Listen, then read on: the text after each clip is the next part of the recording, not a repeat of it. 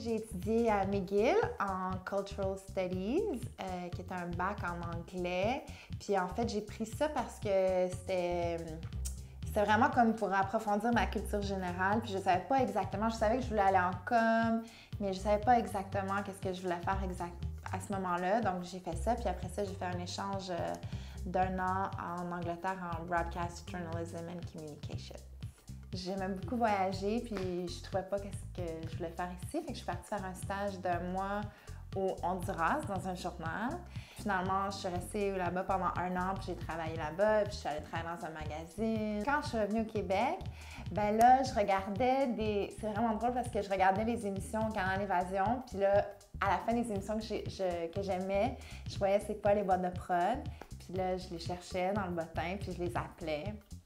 Puis là, je leur disais que je voulais travailler. Fait que la majorité me disait « Non, on n'a rien pour toi », mais il y a une boîte de prod qui m'avait donné un...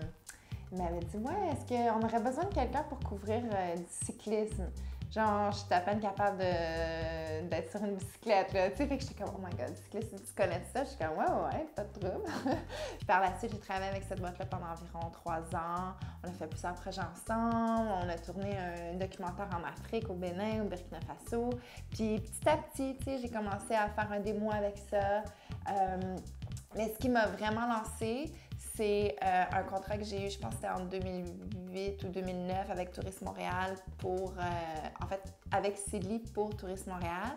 Ils cherchaient quelqu'un qui pouvait communiquer, faire de la vidéo, faire de la photo, écrire, bilingue, puis qui était à l'aise avec le web.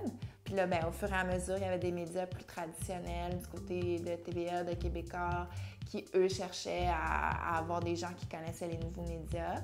Puis cet été, j'animais En fait, j'ai fini la production d'une émission de télé culturelle, un magazine, en anglais pour CityTV, qui est diffusée jusqu'en janvier 2014. Puis là, ben, vous êtes dans mon petit bureau où on est à quelques jours d'un départ pour une émission que j'anime avec Évasion.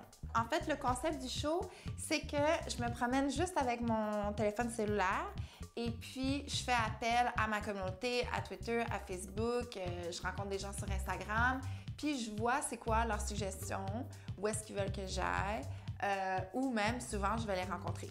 Donc, on fait 13 épisodes de 1 heure, on part dans genre 3 jours. Juste avant ce matin, je regardais un journal que j'avais écrit en 2006, puis je l'écrivais bien avant, mais tu sais, j'écrivais genre mon objectif, c'est d'être animer mon émission de voyage. C'est vraiment mon objectif depuis que je suis petite, tu sais.